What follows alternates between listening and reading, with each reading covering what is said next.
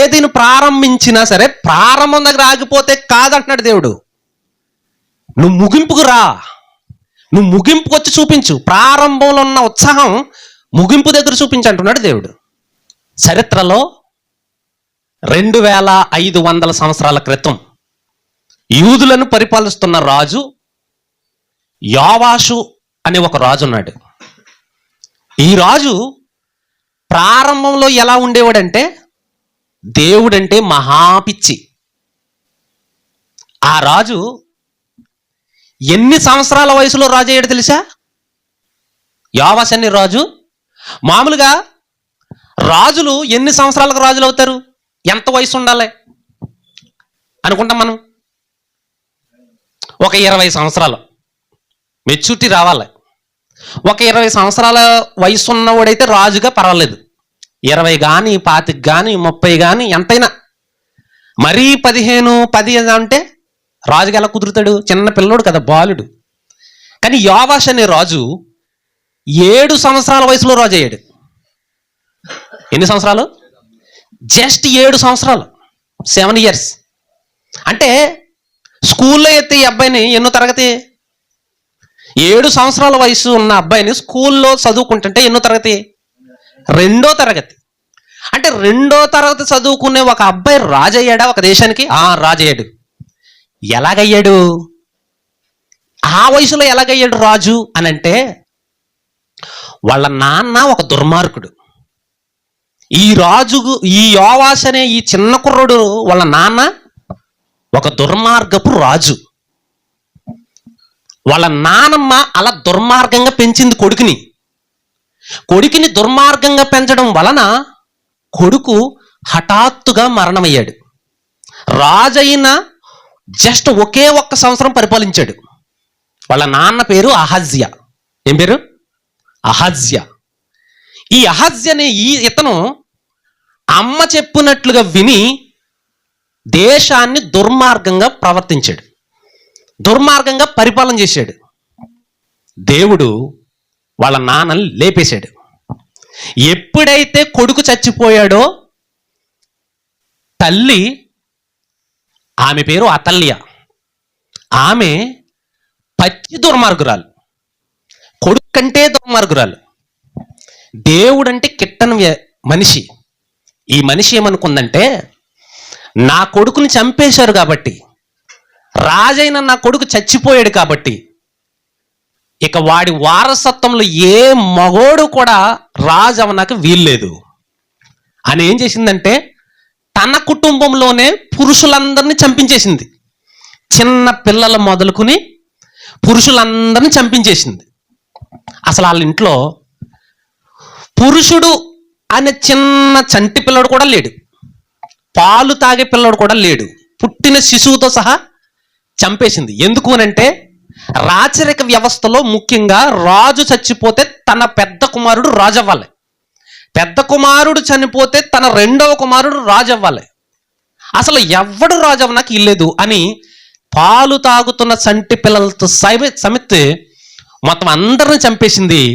ఈ అతల్య అనే దుర్మార్గురాలు చంపేసి, మరి ఎవరమ్మా ఇప్పుడు రాజు? నీ కుటుంబంలో, నీ రాజవంశంలో రాజు లేకుండా చేసావు, మరి ఎవరు పరిపాలిస్తారంటే, నేను పరిపాలిస్తానన్నది. నువ్వు ఆడదానువు కదా, నువ్వు పరిపాలించడం ఏంటంటే, నేను చూడండి ఎలా పరిపాలిస్తానంది. సింహాసనాన్ని ఎక్కింది, ప్రజలను గడగడలాడిస్తుంది. భయంకరమైన పరిపాలన, రాక్షస పరిపాలన. ఈ దరిద్రపు కొట్టిది దుర్మార్గురాలు ఎప్పుడు చచ్చిపోతుందా అని ఎదురు చూస్తున్నారు ప్రజలు. ఎప్పుడు చచ్చిపోతుంది? ఇలాంటిది అసలు మన దేశానికి చీడ పురుగులా వచ్చింది, మన పీక్కు తింటుంది, కుటుంబాన్ని చంపేసుకుంది, గ్రామస్తులను నాశనం చేసేస్తుంది, పట్టణస్తులను, దేశస్తులందరినీ కూడా రక్త కొల్లేరు చేసేస్తుంది. ఈ రాక్షస పరిపాలన ఎప్పుడు పోతుంది బాబోయ్ అని దేశ ప్రజలందరూ దేవునికి ప్రార్థిస్తున్నారు. దుర్మార్గమైన పరిపాలన, అతల్య పరిపాలన. అలాంటి సమయంలో పిల్లలందరినీ చంపించేసింది కదా. అందులో ఒక చిన్న పిల్లోడు అప్పుడే పుట్టాడు. ఆ బిడ్డను కన్న తల్లిని వీళ్ళిద్దరిని దాచేశారు ఒక దంపతులు. అయ్యో, రాజుల కుటుంబంలో అందరినీ చంపేస్తుందే, ఒక్క బిడ్డను కూడా ఉంచకుండా అందరిని నాశనం చేసేస్తుంది ఈ దుర్మార్గురాలు. ఎలాగైనా సరే ఒక్క బిడ్డనైనా సరే మనం దాయాలి, దేవుని కొరకు దేశ ప్రజల కొరకు ఒక రాజును మనం ఖచ్చితంగా దాసి ఉంచి తీరాలని చెప్పేసి ఒక ఫ్యామిలీ, ఒక దేవుని సేవ చేసుకునే ఒక పాస్టర్ గారు తన భార్య కలిపి ఈ యోవాస్ అని ఈ చిన్న కుర్రోడిని, పుట్టిన బిడ్డని, పాలిస్తున్న తల్లిని ఇద్దరిని తీసుకెళ్ళి మందిరంలో దేవుని గుడిలో పెట్టి తాళం వేసేశారు. అక్కడే ఉండి ఆ బిడ్డ పెరుగుతూ ఉన్నాడు. 6 సంవత్సరాలు వచ్చాయి బిడ్డకి. ఎవరికి? యోవాషు అనే రాజుకి. 7 సంవత్సరాల రాజుకి 6 సంవత్సరాలు నిండే. ఈ 6 సంవత్సరాల్లో బయట ప్రపంచం ఎలా ఉంది అని అంటే, బయట దేశం ఎలా ఉంది, ఈ దుర్మార్గురాలు పాలన ఎలా ఉందంటే, ప్రజలందరూ గగ్గోళ్ళెత్తిపోతున్నారు. భయంకరంగా ఉంది పరిస్థితి. ఎలా పడితే అలా ఉంది. అలాంటి పరిస్థితుల్లో ఈ దాచిపెట్టిన పాస్టర్ గారి పేరు యెహోయాదా. ఎవరు ఆయన పేరు? యెహోయాదా అని పాస్టర్ గారు ఏం చేశారంటే, ఇంకా దీని పరిపాలన మేము చూడలేకపోతున్నాం, ఎలాగైనా సరే అయితే చిన్నబిడ్డ అయితే అయ్యాడు, పేరుకు రాజుగా నిలబెట్టేసి పరిపాలన మనం సాగిద్దామని చెప్పేసి 6వ సంవత్సరం కుర్రోడిని 7వ సంవత్సరంలో అడుగుపెట్టేదాకా చూశాడు. 7వ సంవత్సరం రానే వచ్చింది.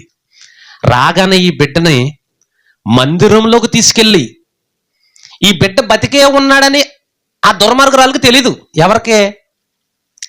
నానమ్మకి. ఎవరికే? నానమ్మకి తెలియదు ఈ ఇంకా ఈ ఒక బిడ్డ నేను చంపకుండా వదిలేసిన ఒక చంటి బిడ్డ ఇంకా మిగిలే ఉన్నాడన్న సంగతి తెలీదు. అలా కాపాడుకుంటూ వచ్చారు 6 సంవత్సరాలు. 7వ సంవత్సరాన్ని మందిరంలోకి తీసుకెళ్ళి, ఇక ఆ రాక్షస పరిపాలన మనకొద్దు, కొత్త రాజును మనం నియమించుకుందాం అన్నాడు ఈ పాస్టర్ అయిన యెహోయాదా గారు. భక్తులు అన్నారు చాలా మంది, కొత్త రాజు ఎక్కడ సార్? దావీదు వంశంలో అసలు రాజుగా ఉండడానికి ఎవరిని ఉంచకుండా అందరిని చంపేసిందే దుర్మార్గురాలు. ఇంకెవరు ఉన్నారండి మనకి రాజుగా నిలబెట్టడానికి ఆ వంశంలో అని అంటే, ఒకరిని దాశాను నేను అన్నాడు. అవునా అన్నారు. జనాలందరూ కొంచెం ఊపిరి పీల్చుకున్నారు. ఉన్నాడా దావీదు వంశంలో ఒకడున్నాడా? ఉన్నాడు. ఏడి అని అంటే మందిరంలో తీసుకొచ్చి చూపించినప్పటికీ, ఏంటి చిన్న బిడ్డ? ఈ చిన్న బిడ్డే దావీదు వంశస్థుడు యోవాష్ అనగానే, వెంటనే ఇతనికి మనం అభిషేకం చేద్దాం, పట్టాభిషేకం చేద్దాం, మహారాజుని చేద్దాం, అందరూ బాజా భజంత్రాలు వాయించండి అని పెద్ద సెక్యూరిటీ పెట్టి అక్కడ. ఎందుకు? నానమ్మకి తెలిస్తే మళ్ళీ ఎక్కడికి వస్తుంది? ఈ బిడ్డను కూడా చంపేయడానికి వస్తుంది.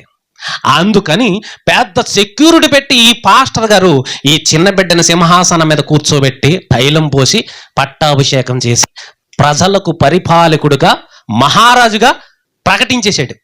ఎప్పుడైతే ప్రకటించేశాడో తంబూరులు తీసుకుని, నాదములు తీసుకుని, వాయిద్యాలు తీసుకుని పెద్ద పెద్ద కేకలు వేసి మహారాజుకి జై, మహారాజుకి జై అంటుంటే, ఏంటబ్బా మందిరంలో జై అంటున్నారు అంట వచ్చింది లోపలికి. ఎవరో? ఈ దుర్మార్గురాలైన అతల్య. ఏంటి మందిరంలో జేజేలు వినపడుతున్నాయి, సౌండ్లు వినపడుతున్నాయి, వాయిద్యాలు వినపడుతున్నాయి అని పరిగెత్తుకుని వచ్చినప్పటికి ఏం జరిగింది అనగానే, సింహాసనం మీద కొత్త రాజు ఒకరు కూర్చున్నారు. ఎవరు? యోవాష్ అనే ఒక చిన్న కుర్రోడు.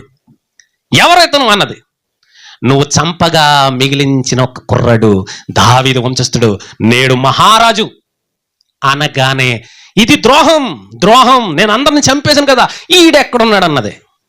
పిచ్చిదానా, నువ్వు చంపేస్తే దేవుడు ఉంచుకోడా, దేవుడు మిగిలించుకోడా అని అన్నప్పటికీ బట్టలు చింపుకుని, అయ్యో నా రాజ్యం పోయింది, నేనే రాణిని, ఈ ఎంత కుదరదు అని అన్నప్పటికీ పాస్టర్ గారు ఉన్నారు కదా ఇప్పుడు యెహోయాదా గారు, నడిపించిన కార్యకర్త, ఈయన అన్నాడు, ఒరే ఈ పనికి మళ్ళీ దాన్ని మందిరంలో చంపితే మందిరానికి అశుభం కలుగుతుంది, బయటికి తీసుకెళ్ళి మీ ఇష్టానుసారం చేయండి అన్నాడు. లాక్కిపోయారు బయటికి. ఎవరిని? రాజుని అడిగారు, రాజా ఇదిగో మీ నానమ్మ దుర్మార్గురాలు వచ్చింది, రాక్షస పరిపాలన, మరి ఈమెను చంపేద్దాం అనుకుంటున్నాం అన్నాడు. వెంటనే 7వ సంవత్సరం కుర్రోడు ఏమన్నాడు? అన్నాడు. అంతే, ఇంకేమంటాడు మరి? వేసేయండి అన్నాడు. అంతే, రాజుగారు చెప్పేశారు, శాసనం రెడీ, ముద్రడిపోయింది, వేసేయండి అన్నాడు. అంతే. ఈ అతల్య అనే దుర్మార్గురాల్ని బయటికి తీసుకెళ్ళి చిత్రగా నరికి పోగులు పెడితే కుక్కలొచ్చి మొక్కలెత్తిపోయాయి. ఆ మనిషిని ఏం చేసాయి? కుక్కలొచ్చి మొక్కలెత్తిపోయి శుభ్రంగా తినేసి, అసలు ఏ శాసనం లేకుండా రక్తం కూడా నాకేసాయి శుభ్రంగా. అలాగైపోయింది పరిస్థితి. అయితే మన పాఠం ఏంటి? ఆది అంతము ఏది మేలైనది. అంటే ప్రారంభం కంటే ప్రారంభమా లేకపోతే ముగింపా మేలైనది అనేది. ఇప్పుడు మనం ఈ యోవాషు దగ్గరకు వద్దాం.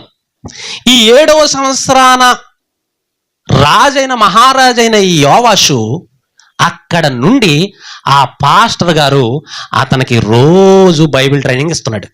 ఎవరికి? ఇంకా పేడు పోయింది, విరిగిపోయింది. ఈ అతల్య దరిద్రం పోయింది. ఇప్పుడు ఈ పాస్టర్ గారు, ఈ ప్రధాన యాజకుడు గారు యెహోయాదా గారు ఈ యోవాషు అనే ఈ రాజుకి అక్కడి నుంచి దేవునిలో పెంచడం మొదలెట్టాడు. దేవుల్లో పెరుగుతున్నాడు. దేవుడంటే ఎంతో ఇష్టపడుతున్నాడు. అన్ని విధాల సక్రమంగా చూస్తున్నాడు. అతను పెద్ద ఎదిగిన తర్వాత 2 భార్యలను ఇచ్చాడు. ఒకరిని కాదు, ఎంతమందిని? 2 భార్యలు ఇచ్చి పెళ్లి చేసి, నాయనా రాజ్యాన్ని చక్కగా పరిపాలించరా అనంటే దేవుడు చెప్పినట్లుగా, ఈ పాస్టర్ గారు చెప్పినట్లుగా దేవుని వాక్యానికి విధేయుడై ఎలా ప్రవర్తించాడో ఒకసారి రాజుల మొదటి గ్రంథము, రాజుల 2వ గ్రంథము 12వ అధ్యాయం, రాజుల 2వ గ్రంథము 12వ అధ్యాయము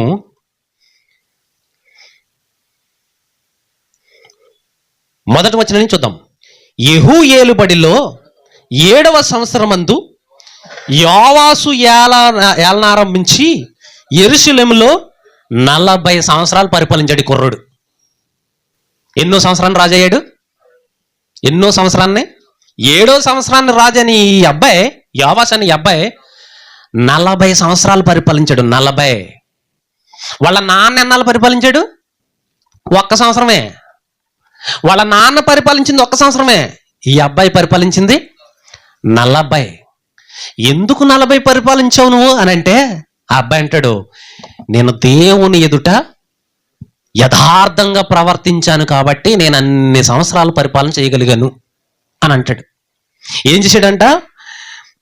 7వ సంవత్సరమందు యోవాషు ఏలనారంభించి యెరూషలేములో 40 సంవత్సరములు ఏలెను.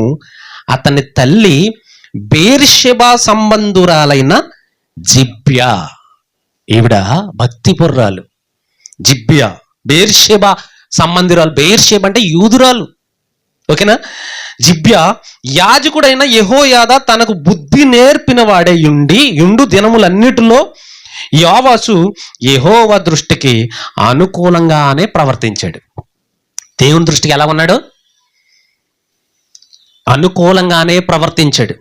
ఎలా ప్రవర్తించాడు అనంటే, వాళ్ళ అతల్య కొడుకులు అంటే వీళ్ళ నాన్న, వీళ్ళ తాత, వీళ్ళు ఎవరైతే ఉన్నారో వీళ్ళందరూ దేవుని మందిరాన్ని సర్వనాశనం చేసేసారు. వాళ్ళు అర్థమవుతుంది మీకు? దేవుని మందిరాన్ని సర్వనాశనం చేసేసారు. మందిరంలో ఉన్న ఖజానా అంతా పట్టుకెళ్ళి వీళ్ళ విచ్చలవిడిగా వీళ్ళ సొంత ఖర్చులకు వాడుకున్నారు. మందిరం గోడలన్నీ పాడైపోయాయి. మందిరమే పాడైపోయింది. బీటలు కొట్టేసాయి. ఎక్కడ పడితే అక్కడ బీటలు. దొంగలు వచ్చి కన్నం వేసుకెళ్ళిపోయినంతగా మందిరం పాడైపోయింది. ఒక్కడ పట్టించుకోలేదు. ఈ 7వ సంవత్సరాన రాజు అయిన ఈ కుర్రోడు, ఈ మహారాజు రాను రాను రాను మెల్లమెల్లగా ఎదుగుతూ అతనికి దేవుని మీద ఎనలేని ప్రేమ ఎక్కువైపోయింది. ఎవరికి? యోవాషు మహారాజుకి ఎనలేని ప్రేమ ఎక్కువైపోయి ఒక మాట అంటాడు, అతల్య కుమారులు, ఆ దుర్మార్గురాలి కుమారులు నాశనం చేసిన ఆ మందిరాన్ని బాగు చేయండి అర్జెంటుగా అంటాడు.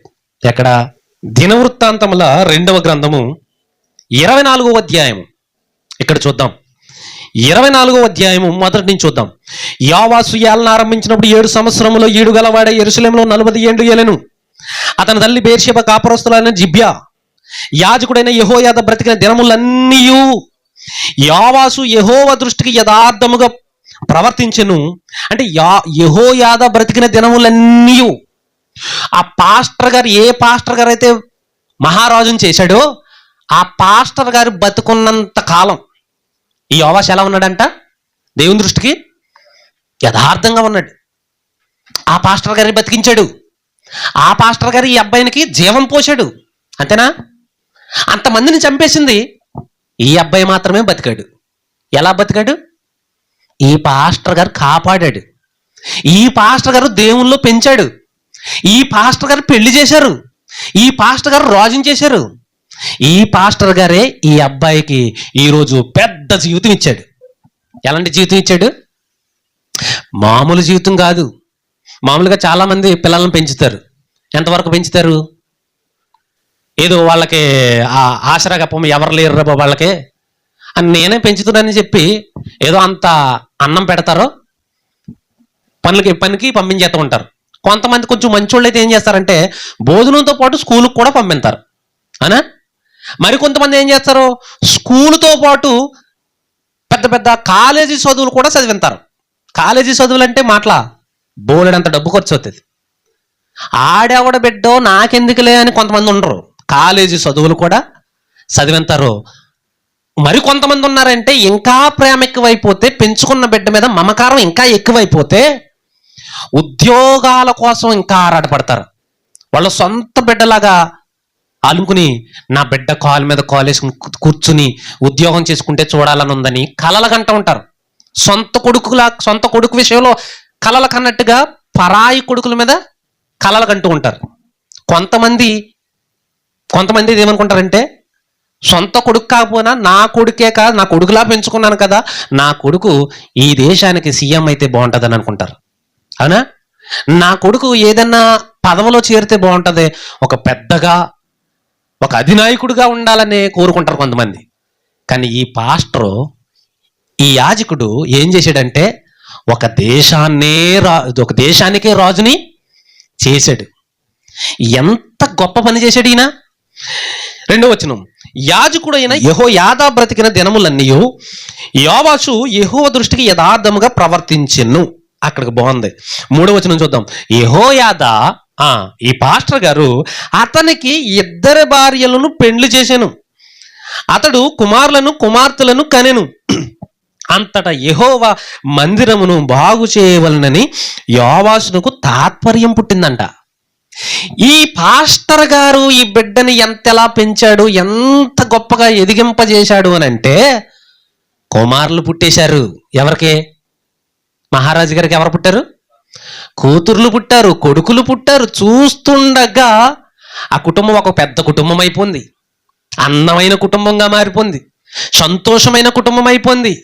పైగా చిన్న కుటుంబమా? మహారాజు కుటుంబం, ఉన్నత స్థాయిలో ఉండే కోటల్లో రాజ్మహల్లో నివసించే కుటుంబం అది.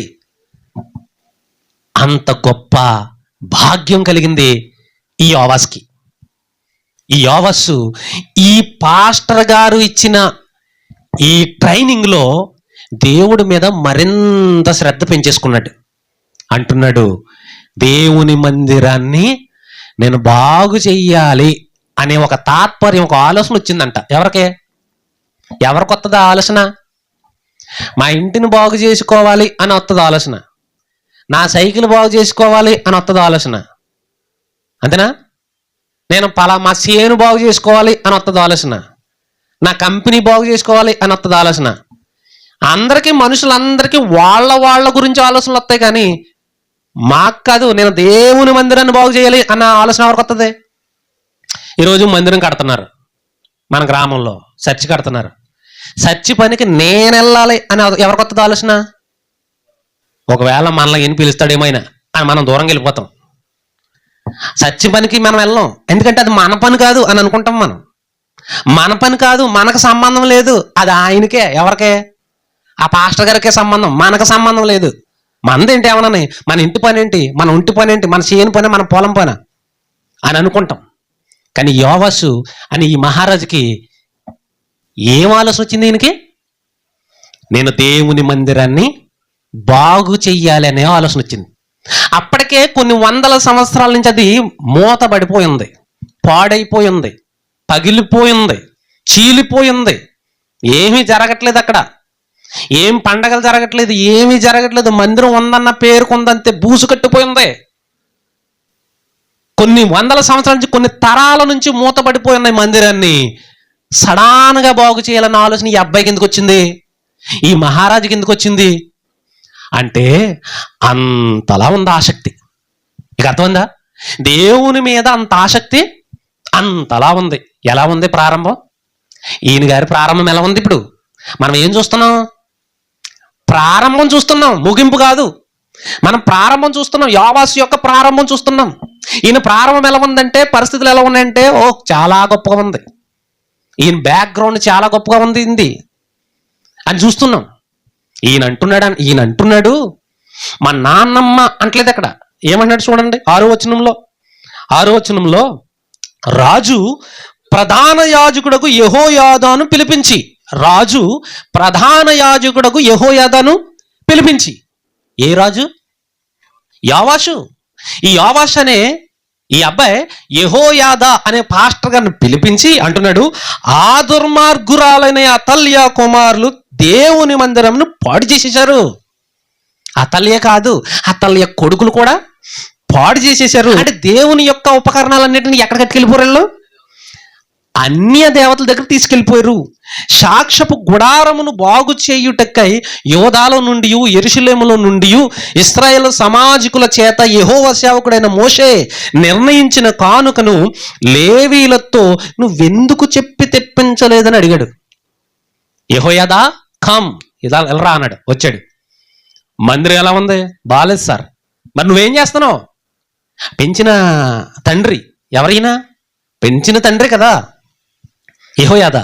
పెంచిన ఆయన పిలిచాడు, నువ్వేం చేస్తున్నావు? మందిరం అలాగైపోతే అర్జెంటుగా నాకు నెల రోజులు తిరగకుండా నాకు మందిరాన్ని సూపర్ క్లీన్ చేసేయాలి, అందంగా ఉండాలి, రంగులు వేయాలి, నీట్గా ఉండాలి, బలులు జరగాలి, అర్పణలు జరగాలి, అక్కడ యాజకత్వం జరగాలి అని శాసించి చేస్తున్నాడు అని అంటే ఈయనలో భక్తి ఎలా ఉంది? యోవాషులో భక్తి ఎలా ఉంది? తారాస్థాయిలో ఉంది. ప్రారంభం భక్తి అదిరిపోయింది కదా. ఇప్పుడు చూద్దాం 15వ వచనం. యెహోయాదా దినములు గడిచిన వృద్ధుడై చనిపోయెను. ఈ పాస్టర్ గారు ఏమయ్యాడు? చనిపోయాడు. బుద్ధి నేర్పిన పాస్టర్ గారు చనిపోయారు. పెళ్లి చేసిన పాస్టర్ గారు చనిపోయారు. నెక్స్ట్ తర్వాత మహారాజును చేసిన పాస్టర్ గారు చనిపోయారు. దేవునిలో నడిపిన పాస్టర్ గారు చనిపోయారు. ఇప్పుడు మహారాజు గారి పరిస్థితి ఏంటో ముగింపుకి వెళ్తున్నాం. ఇప్పుడు ప్రారంభం అలా ఉంది, సూపర్. కానీ ముగింపుకి వెళ్ళినప్పటికీ ఎలా ఉంది అని అంటే 16వ వచనం. అతడు ఇశ్రాయేలులో దేవుని దృష్టికి, తన ఇంటి వారి దృష్టికి మంచివాడే ప్రవర్తించిన గనుక జనులు దావీదు పట్టణమందు రాజుల దగ్గర అతన్ని పాతి పెట్టిరి. ఎవరిని? యెహోయాదాని, పాస్టర్ గారిని పాతి పెట్టారు. యెహోయాదా చనిపోయిన తరువాత మొదలైంది ముగింపు. యోవాషు మొదలైంది. యెహోయాదా చనిపోయిన తరువాత యోధా అధిపతులు వచ్చి రాజునకు నమస్కరింపక రాజు వారి మాటలకు సమ్మతించాడంట. ఏం మాట్లాడి ఉంటారు వాళ్ళు? ఏమి సమ్మతించాడు? ఇతను చనిపోయిన తర్వాత అధిపతులు వచ్చారంట ఈయన దగ్గరికి. ఎందుకు వచ్చారో మరి మనకు తెలియదు. ఏమన్నా తెలుసా? ఈయన చనిపోయిన తర్వాత అధిపతులు రావడం ఏంటి రాజుగారి దగ్గరికి? వచ్చారు. అప్పటి వరకు ఒగ్గబెట్టుకుని ఉన్నారు. అర్థమవుతుందా? కొంతమంది ఉంటారు, నేను ఇంటికాడ ఉంటే, నేనే కాదు ఎవరైనా సరే, ఒక వ్యక్తి ఉన్నారనుకో, ఎవరైనా మాట్లాడడానికి వస్తే ఆయన వెళ్ళిపోని తర్వాత నేను చెప్తానంటారు. అవునా? కొన్ని సందర్భాల్లో ఇద్దరు మాట్లాడుకుంటారు, మూడో వ్యక్తి వస్తాడు. ఒరే నీతో ఏదో మాట్లాడాలనుకుంటున్నారంటే ఏం మాట్లాడతారంటే ఇప్పుడు కదలే అంటాడు. అంటే ఆడున్నాడు కదా పక్కనే, ఎవరు నువ్వు అలాగే వెళ్ళిపోరంటాం. అవునా? పక్కన ఎవరైనా ఉంటే చెప్పం. కొన్ని సందర్భాల్లో ఎవరున్నారు ఇంట్లో? ఎవరు లేరా? పర్వాలేదు, అయితే ఎవరైనా ఉన్నారా? అయితే మళ్ళీ వస్తాను అంటే. యెహోయాదా బ్రతికినప్పుడు అధిపతులు రాలేదు ఈయన దగ్గరికి. యెహోయాదా చనిపోయిన తర్వాత వచ్చారు. రాగానే నమస్కారం చేశారంట. ఏమని చేస్తారు? ప్రణామములు మహారాజుల వారికి అని చేయగానే ప్రణామం కూర్చోండి అన్నాడు. వచ్చారు. ఏంటి అని అంటే ఏదో చెప్పారు వాళ్ళు, దానికి సమ్మతించాడు ఈయన. కింద ఏం జరుగుతుంది? సమ్మతించిన తర్వాత కింద ఏం జరుగుతుంది? జనులు తమ పితరుల దేవుడైన యెహోవా మందిరంను విడిచేశారు. సమ్మతి ఏంటది? విడిచి దేవతా స్తంభములకును విగ్రహములకును పూజ చేసిరి. వారు చేసిన అపరాధము నిమిత్తము యోధావారి మీదికిని యెరూషలేము కాపురస్తుల మీదికిని కోపం వచ్చిందంట. సమ్మతించాడు. రాజు దగ్గరికి ఎవరు వచ్చారు? అధిపతులు వచ్చారు. ఏమయ్యా నిన్న మొన్నటి దాకా రాలేదు, ఇప్పుడు ఎందుకు వచ్చారంటే, అందుకే వచ్చాం. నిన్న మొన్న ఎందుకు రాలేదు? నిన్న మొన్న ఆయన ఉన్నాడు, పాస్టర్ గారు ఉన్నారు మీ దగ్గర, అందుకే మేము రాలేదు. కొన్ని సందర్భాల్లో ఈ ముహూర్తాల గురించి, ఈ మంచి చెడుల గురించి, అది మంచి రోజు ఇది చెడ్డ రోజు అని మాట్లాడుకుంటున్నప్పుడు పక్కన పాస్టర్ ఉన్నాడు అనుకో, పాస్టర్ అనే ఎవరైనా సరే ఉన్నారనుకో, ఏమంటే ఇప్పుడు వద్దు, ఇప్పుడు తర్వాత మాట్లాడుకుందాంలే అంటారు. ఏ అని అంటే పక్కన పాస్టర్ గారు ఉన్నారు. ముహూర్తాల గురించి మాట్లాడుకుంటే తిడతాడు ఆయన, మంచి చెడు గురించి మాట్లాడుకుంటే తిడతాడు ఆయన. రేపు మంగళవారం అక్కడికి వెళ్ళొచ్చు వెళ్ళకూడదు అని అనుకుంటున్నప్పుడు పక్కన పాస్టర్ ఉన్నాడు అనుకో, ఏం క్రైస్తవులు మీరు అంటాడు. ఇప్పుడు మంగళవారం బుధవారం శుక్రవారం అంటున్నారేంటి మీరు, ఏం క్రైస్తవులు మీరు అంటాడు. అందుకని పక్కన పాస్టర్ ఉంటే ఇలాంటివి మాట్లాడుకోరు. 11 నెల వచ్చేస్తుందంట, మనం చేసేయాలి 7వ తారీఖు లోపల, 8వ తారీఖు లోపల చేసేయాలనుకుంటే పక్కన పాస్టర్ ఉన్నాడు అనుకో, మీరు అసలు క్రైస్తవులేనా, మీరు మనుషులేనా, అసలు మీకు బుద్ధి జ్ఞానం ఉందా, మనకు 11వ రోజు ఏంటి, 11వ నెల ఏంటి, 7వ రోజు ఏంటి, 3వ రోజు ఏంటి, అలా మనుషులేనా మీరు అని అడుగుతాడు పక్కన పాస్టర్ ఉంటే. అందుకే అలాంటి విషయాలకు వస్తే ఆయన పాస్టర్ గారు ఉన్నారు కదా, ఆయన వెళ్ళిపోయిన తర్వాత చూద్దామంటారు. ఇప్పుడు కూడా ఈ అధిపతులు నిన్న మొన్న ఎందుకు రాలేదు అని అంటే, నిన్న మొన్నటి దాకా పాస్టర్ గారు ఉన్నారు కదా నీ పక్కనే. ఎవరున్నారు? యెహోయాదా ఉన్నాడు కదా, ఆయన అసలే భక్తి గలవాడు, ఆయన అసలే వాక్యానుసారంగా వెళ్ళేవాడు, ఆయన మంచి సెట్ చేస్తాడు, ఆయన యెహోవా దృష్టికి మంచి ప్రవర్తించిన వాడు. మరి ఆయన ఎదుర్కొండా మేము మాట్లాడి దరిద్రమైన మాటలు ఆయన ఎక్కువ కదా. నీకు చెప్పాలంటే నువ్వు వినేస్తావు, నాకు తెలుసు, నువ్వు అలాంటివే. కానీ ఆయన ఎదుర్కొంటే చెప్తే బాగోదు కదా, ఆయన తిడతాడని చెప్పేసి నిన్న మొన్న రాలేదు. ఆయన చచ్చిపోయాడు కదా, అందుకే మేము ఇప్పుడు వచ్చాం. ఇది ఆ రోజున్న పరిస్థితి, ఈ రోజున్న పరిస్థితి. వచ్చారు, దానికి సమ్మతించాడు. వచ్చిన వాళ్ళు ఏం చెప్పుంటారు? రాజా ఏమీ లేదు, పక్కనే ఒక దేవత గుడిని పెట్టాము, మన వాళ్ళందరూ సరదాగా పండగ చేద్దాం అనుకుంటున్నారు, సంక్రాంతి పండగ లాంటిది, ఏం చేద్దాం అంటే చెయ్యండి దాన్నే ఉంది అన్నాడు. ఎందుకు? రాజులకు కానీ, అధిపతులకు కానీ, ప్రెసిడెంట్లకు కానీ, ఎమ్మెల్యేలకు కానీ, ఎవరికైనా సరే జనాలు పొగడం అంటే చాలా ఇష్టం. కొంతమంది జేజేలు కొట్టడానికి మరీ డబ్బులు ఇస్తారు.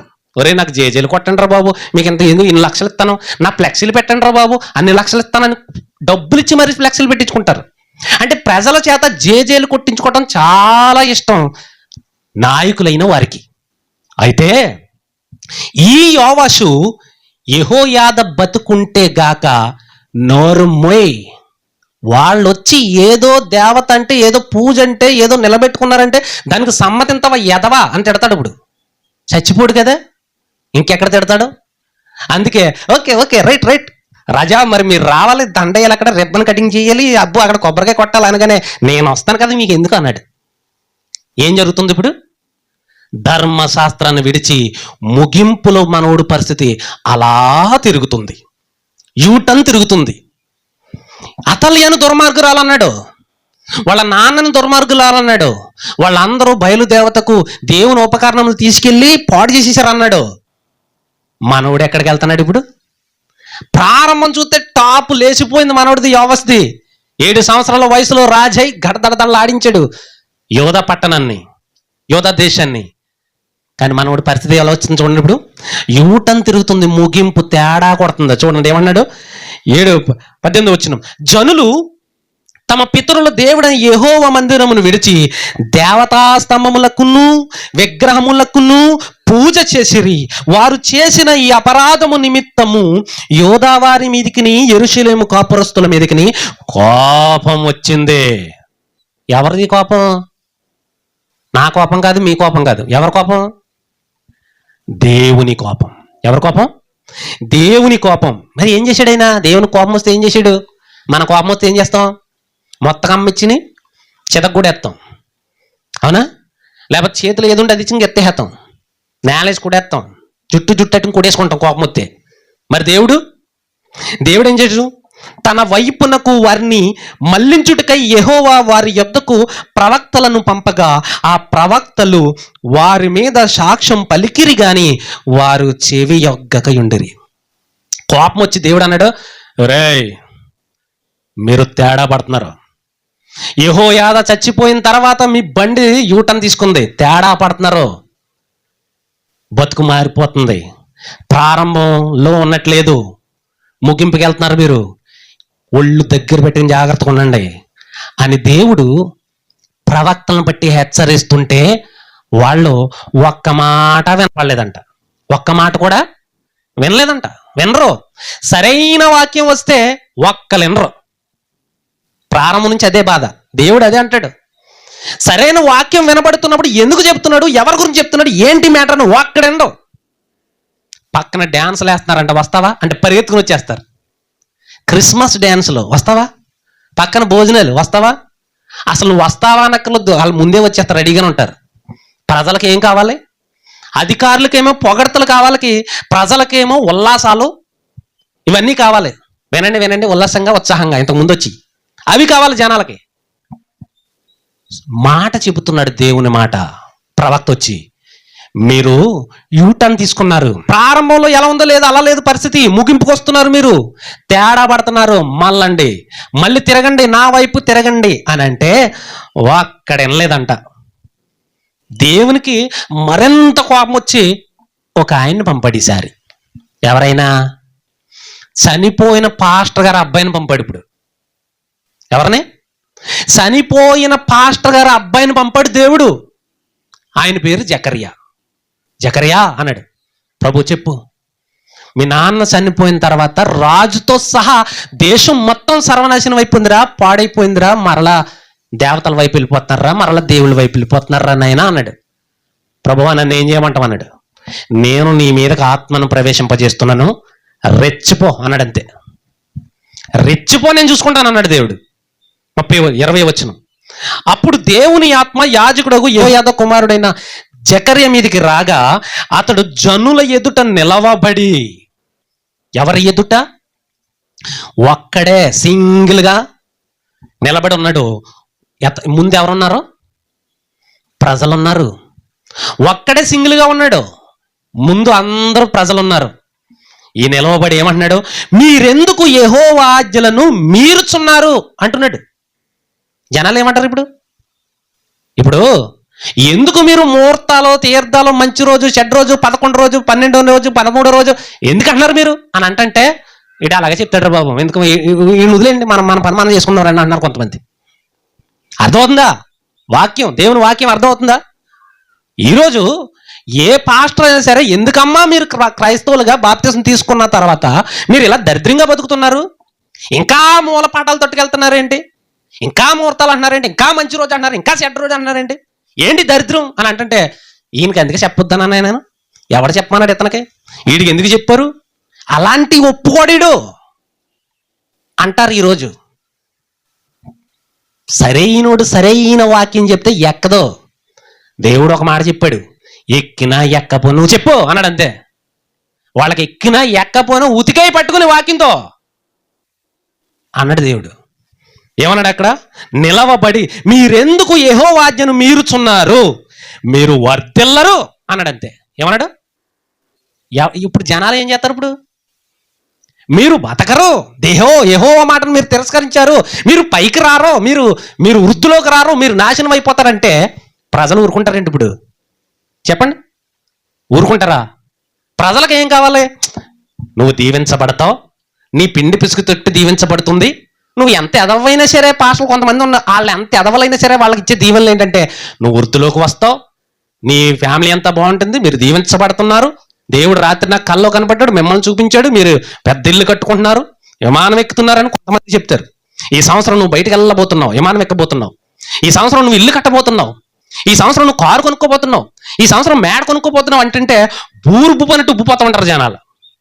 నీకు అర్థమవుతుందా? బూరుపు పనిట్టు ఉబ్బుపోతా ఉంటారు. అబ్బాబ్బాయి ఇంకేమన్నాడని నా కోసం దేవుడు అని అంటే ఉబ్బు పనిట్టు ఉబ్బుపోతా ఉంటారు. కానీ అదే పాస్టరు వాళ్ళ దగ్గరికి వెళ్ళి, నువ్వు ఈ సంవత్సరం వర్ధిల్లవు, ఈ సంవత్సరం నీకు ఏమీ రాణించదు, ఎందుకంటే నువ్వు చేసే పని అసలు దేవునికి నచ్చలేదు అని అంటే, బయటకు నడు, పైకి లే చెప్పులేసుకో, నడు, లైన్ చేయి, ఇక్కడి నుంచి లైన్ చేయి, ఒక్క నిమిషం ఇక్కడ ఉండకో, మళ్ళీ ఇంకెప్పుడు ఈ ఇదిలోకి రాకో, ఎప్పుడు మా ఇంటికి. అది ఇప్పుడు యెహోయాదా కుమారుడైన జకర్యా జనుల ఎదుట నిలవబడి అంటున్నాడు, యెహోవా ఆజ్ఞను మీరు మీరుచున్నారు, మీరు వర్ధిల్లరు అని ఎప్పుడైతే అన్నాడో మీరు యెహోవాను విసర్జించితిరి గనుక ఆయన మిమ్మును విసర్జించి ఉన్నాడని దేవుడు సెలవిచ్చుచున్నాడని అనేను. స్ట్రాంగ్గా ఇచ్చాడు. రెండు మాటలు దద్దరిల్లిపోయింది. మనుషుల చెవుల్లోకి ఎలాగెళ్ళి తెలుసా? గుచ్చుకున్న ఏకంగా ఒక్కొక్కడు మాట.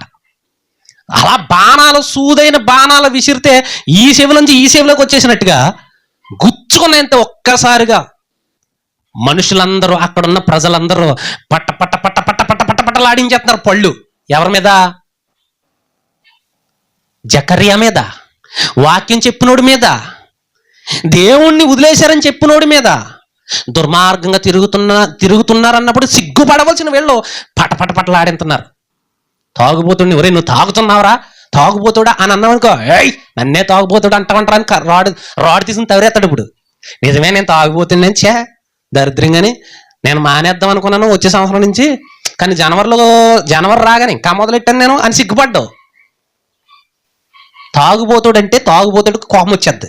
ఎందుకు వస్తుందో మరి, నిజమే ఉన్నమాడే చెప్పాడు కదా అని అనుకోవడం. ఏదో లేనిది చెప్పేశాడు, ఇక్కడ అనకూడదు అనేసాడు అన్నట్టుగా వీలైపోతా ఉంటాడు. అలా ఇక్కడ వీళ్ళు జకర్యా చెప్పిన మాటకు వీళ్ళు ఏం చేశారు? ఇప్పుడు ఏం చేశారు? 21వ వచనం, అందుకు అతను అలా అన్నందుకు వారు అతని మీద కుట్ర చేసి, కుట్ర అని ముందే రాయించేశాడు దేవుడు. వాళ్ళు మంచిగానే ప్రవర్తిస్తుంటే బాగుండు, వాళ్ళు చెడ్డు పని చేసి చెడ్డగా ఆలోచిస్తున్నారు కనుక కుట్ర చేసి రాజు మాటను బట్టి. ఎవరి మాటను బట్టి? రాజు ఎవరు?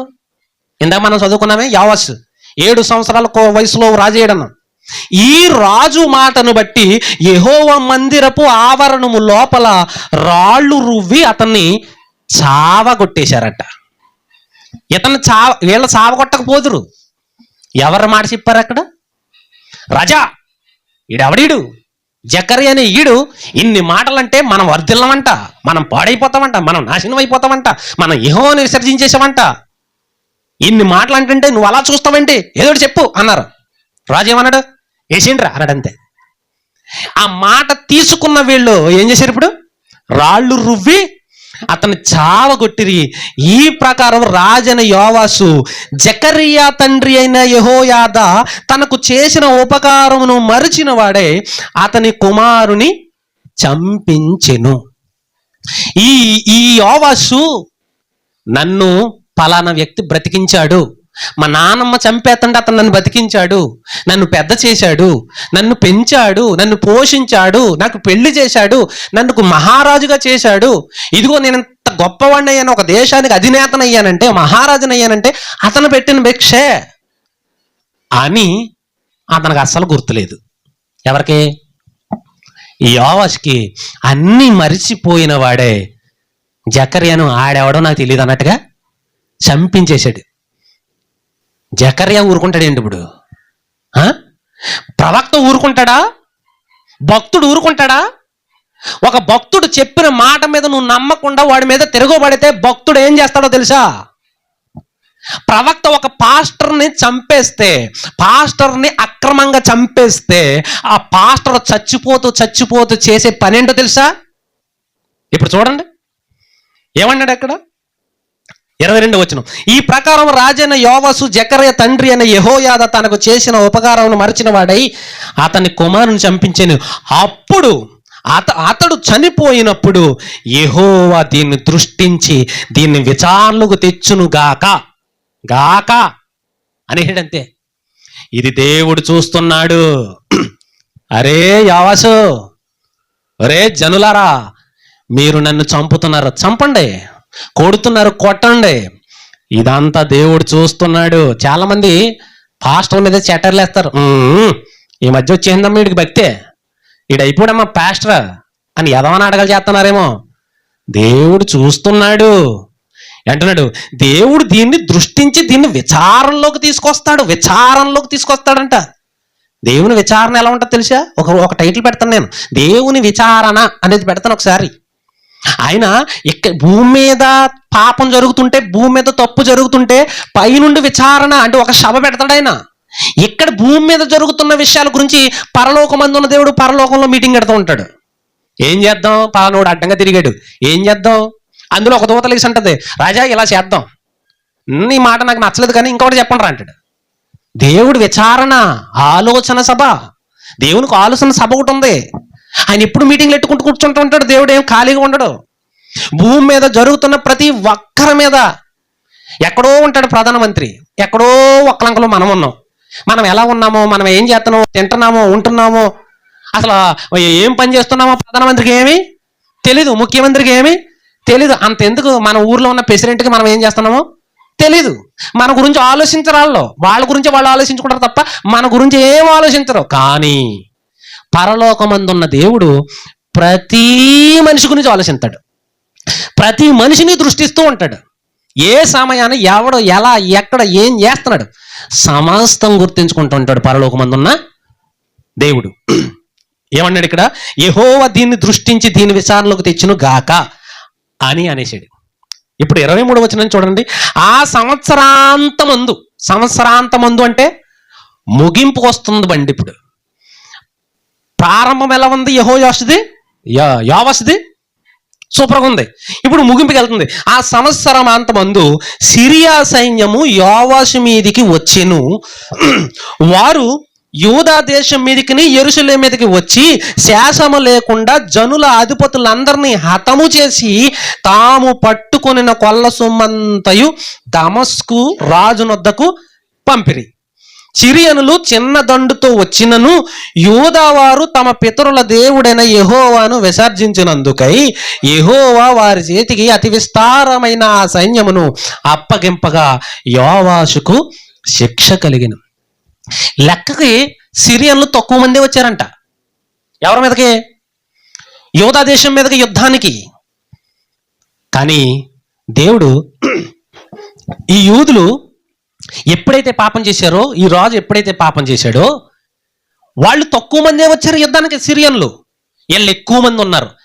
ఎక్కువ మంది ఉన్న దేవుడు ఆ తక్కువ మంది ఉన్న వారికి అప్పగించేశాడు ఎక్కువ మంది ఉన్నవారు.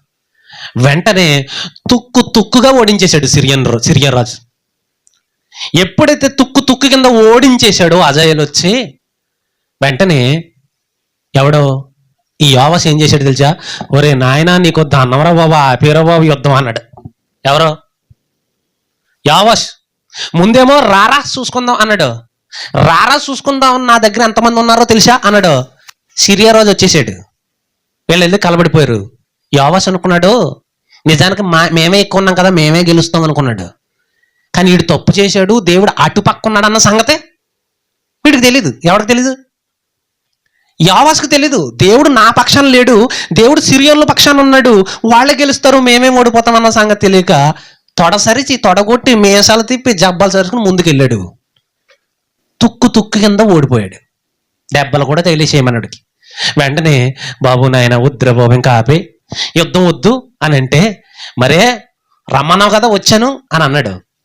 అప్పుడు యోవాషు ఏం చేశాడంటే తన దగ్గర ఉన్న డబ్బంతా, బంగారం, వెండి, నగలు, ఆ దేశంలో ఉన్నాయి, పట్టణంలో ఉన్నాయి, మందిరంలో ఉన్నాయి, ఇవన్నీ ఒలుసుకుని పట్టుకెళ్ళి బాబు ఎట్టుకుని వెళ్ళిపోయినా జోలికి రాకన్నాడు. ఎవరో? ముగింపు ఎలా వస్తుంది ఇప్పుడు? యోవాషు ప్రారంభం ఎలా ఉంది, ముగింపు ఎలా ఉంది? అక్కడతో ఆగాడా? అసలు యోవాషు సిరియన్ల చేతుల్లో చచ్చిపోవాలి దేవుడు కోపానికి, కానీ సిరియన్ల చేతుల్లో సావలేదు. యోవాషు పరిస్థితి, యోవాషు గతి, వీడి పరిస్థితి ఎంత దిగజారిపోయిందంటే, వీడి బతుకు ఎంత దిగజారిపోయిందంటే ఈ రాజుది శిక్ష కలిగెను. 25వ వచనం. వారు యోవాషును విడిచిపోయినప్పుడు అతడు మిక్కిలి రోగి అయి ఉన్నాడు. ఏమైపోయాడు? ఈడు సిరియా చేతిలో సావలేదు, ఇప్పుడు మిక్కిలి రోగి అయిపోయాడు, జబ్బు పట్టిపోయాడు. ఒక్క మాటలో సావు బతుకుల మధ్య కొట్టుమట్లు ఆడుతున్నాడు పాపం. అంతకు పడిపోయింది వీడి జీవితం, వీడి పరిస్థితి. పోను ఇప్పుడైనా చచ్చిపోయాడా? రోగం వచ్చి చచ్చిపోయాడా? సిరియన్ చేతుల్లో నువ్వు సావలేదు, రోగం వచ్చి చనిపోలేదు, మరి ఎలా చచ్చాడు అని అంటే కింద చదవండి ఇప్పుడు. అప్పుడు యాజకుడైన యెహోయాదా కుమారుల ప్రాణహత్య దోషము నిమిత్తము అతని సేవకులు అతని మీద కుట్ర చేసి అతడు పడక మీద ఉండగా అతన్ని చంపిరి. అతడు చనిపోయిన తరువాత జనులు దావీదు పట్టణమందు అతన్ని పాతి పెట్టిరి. కానీ అన్నాడు అక్కడ, కానీ రాజుల సమాధుల్లో అతన్ని పాతి పెట్టలేదు. అంటే ప్రారంభంలో యోవాషు సూపర్గా ఉన్నాడు రా బాబు, ఇలాగే ఉండాలి అని అనుకుంటే ముగింపుకు వచ్చేటప్పటికి యోవాషు పరిస్థితి ఎలా ఉందంటే ఒక దిక్కులేనుండి పాతిపెట్టినట్టుగా పాతిపెట్టేశారు. సిరియా సైన్యం తక్కువ మందితో వచ్చి ఓడించేసింది. భయంకరమైన రోగం వచ్చి పీడించేసింది. 2 సేవకులు వచ్చి తుక్కుగా పొడిచి చంపేశారు. తీసుకెళ్ళి ఏమన్నా రాజులు దావీదు గారి పక్కన ఏమన్నా పాతి పెట్టారంటే నార్మల్గా మనుషులను మామూలు సామాన్య ప్రజలను పాతి పెడతారు చూసారా, అక్కడ తీసుకెళ్ళి కుక్కను పాతినట్టు పెట్టి పడేశారు. ఇటు ముగింపు ఎలా ఉంది? యోవాషు జీవితం ఏమైంది? ఇప్పుడు ముగిసిపోయింది. ఎలా ఉంది ఇప్పుడు? ఈడు ఆది ఎలా ఉంది? సూపర్. పుట్టిన తర్వాత పరిస్థితులు బాగోలేకపోయినా పెరిగిన తర్వాత టాప్ పొజిషన్లో ఉన్నాడు. కానీ ముగింపు ఎలా ఉంది? దారుణమైపోయింది.